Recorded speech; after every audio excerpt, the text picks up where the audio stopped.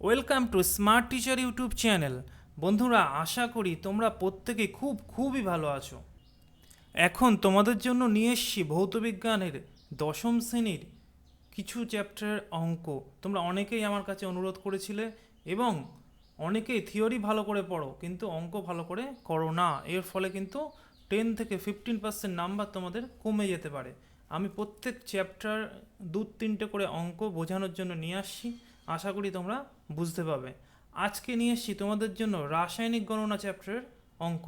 পুরো ভিডিওটা দেখো, তাহলে কিন্তু সম্পূর্ণভাবে অঙ্ক কী করে করতে হয় শিখে যাবে। তো চলো আমরা চলে যাই। প্রথম সমস্যা, 4 গ্রাম সোডিয়াম হাইড্রোক্সাইডকে প্রশমিত করতে কত গ্রাম সালফিউরিক অ্যাসিডের প্রয়োজন? বন্ধুরা, এই ধরনের অঙ্কগুলো করতে হলে প্রথমে সমীকরণ লিখতে হয়, অর্থাৎ এখানে সোডিয়াম হাইড্রোক্সাইড এবং সালফিউরিক অ্যাসিডের বিক্রিয়াটা তোমাদের প্রথমে লিখতে হবে। তারপরে তাদের পারমাণবিক ভরগুলো যোগ করে আণবিক ভর বের করতে হবে। তোমাদের এখানে দেখতে হবে কোন কোন বা কার পারমাণবিক ভর যোগ করে আণবিক ভর বের করতে হবে, সেটা কিন্তু তোমাদের ভালো করে বুঝতে হবে। এখানে প্রশ্ন করেছে সোডিয়াম হাইড্রোক্সাইড এবং সালফিউরিক অ্যাসিড, সেই জন্য আমাদের সোডিয়াম হাইড্রোক্সাইড এবং সালফিউরিক অ্যাসিড এই দুটোর আণবিক ভর বার করতে হবে। কি করে বের করতে হয় দেখো, আমি একটা দেখিয়ে দিচ্ছি। যেমন সালফিউরিক অ্যাসিড, হাইড্রোজেন, আমরা জানি হাইড্রোজেনের পারমাণবিক ভর হচ্ছে 1, তাহলে যেহেতু 1 অণু রয়েছে তাহলে 2, সালফারের 32 এবং অক্সিজেনের 16। যেহেতু এখানে 4টে পরমাণু আছে তাই 4 দিয়ে গুণ করতে হবে। এইভাবে 4 × 64, 32 এবং 2 যোগ করলে হবে 98। ঠিক একইভাবে NaOH এর আণবিক ভরও কিন্তু বার করতে হবে। বার করে নেওয়ার পর একদম সিম্পল বন্ধুরা, এই ধরনের অঙ্ক তোমাদের একটু ঐকিক নিয়ম করলেই কিন্তু অঙ্ক হয়ে যাবে। তো চলো আমরা দেখে নেই। 80 গ্রাম সোডিয়াম হাইড্রোক্সাইডকে প্রশমিত করতে 98 গ্রাম সালফিউরিক অ্যাসিড লাগে। 1 গ্রামে কত এবং 4 গ্রামে কত? যেহেতু ওরা প্রশ্ন করেছিল 4 গ্রাম, সেই জন্য 4 গ্রামে কত। সিম্পল ঐকিক নিয়ম কাটাকুটি করে উত্তর হবে 4.9 গ্রাম। তোমরা এই অঙ্ককে অনেকেই ভয় পাও, অনেকেই কমেন্টে জানিয়েছো, তোমাদের জন্য নিয়ে এসছি। আশা করি এবার বুঝতে পাবে। প্রথমে বিক্রিয়ার সমীকরণ লিখতে হয়, তারপরে যেগুলো চেয়েছে তাদের আণবিক ভর এবং শেষে একটা ছোট্ট ঐকিক নিয়ম। চলো আমরা দ্বিতীয় সমস্যায় চলে যাই, আশা করি আরও পরিষ্কার হবে। 20 গ্রাম ক্যালসিয়াম কার্বনেটকে উত্তপ্ত করলে কত গ্রাম ক্যালসিয়াম অক্সাইড পাওয়া যাবে?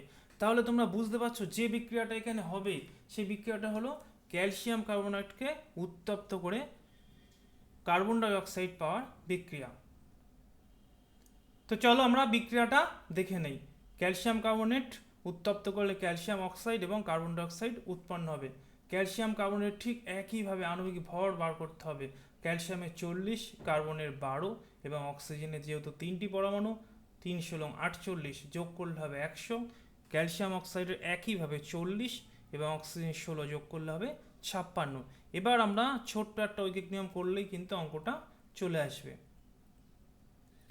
100 গ্রাম ক্যালসিয়াম কার্বনেটকে উত্তপ্ত করলে 56 গ্রাম ক্যালসিয়াম অক্সাইড পাওয়া যায়। একে কত এবং 20তে কত? এখান থেকে সিম্পল কাটাকুটি, 20 দিয়ে 100 কাটলে 5 এবং 56কে 5 দিয়ে ভাগ করলে 11.2 গ্রাম। চলে যাব বন্ধুরা এরপরে তৃতীয় সমস্যায়।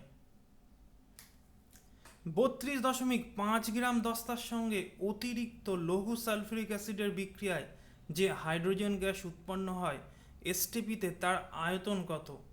একটু ঘুরিয়ে বলেছে বন্ধুরা, এখানে জিঙ্কের পারমাণবিক ভর দিয়ে দিয়েছে 65।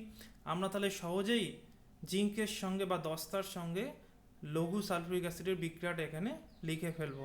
তাহলে Zn + H2SO4 = ZnSO4 + H2।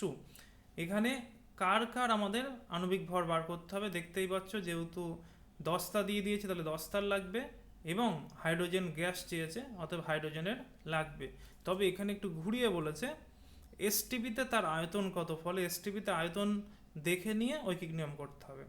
জিঙ্কের 65 এবং এসটিপিতে হাইড্রোজেনের এখানে আয়তন আমরা দেখতে পাচ্ছি 22.4 লিটার, যেহেতু 1 গ্রাম অণু হাইড্রোজেন আছে।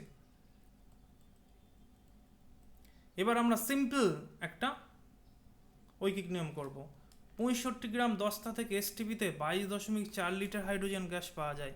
একে কত এবং 32.5-এ কত। আমরা এখান থেকে কিন্তু 32.5 বসিয়ে কাটাকুটি করলে পেয়ে যাব অ্যান্সার 11.2 লিটার। তো এই ছিল তিনটে সমস্যা। আশা করি তোমরা প্রত্যেকেই বুঝতে পেরেছো। এরপরেও কিছু থাকলে কমেন্টে জানাবে। স্মার্ট টিচার ইউটিউব চ্যানেল শুধুমাত্র তোমাদের জন্যই তৈরি হয়েছে, তোমাদের প্রবলেমগুলো সলভ করার জন্যই। অবশ্যই তোমরা কমেন্টে জানাবে কোথায় বুঝতে পারোনি, এবং বন্ধুদের ভিতরে শেয়ার করতে কিন্তু ভুলো না। ভিডিওটি দেখার জন্য প্রত্যেককেই ধন্যবাদ।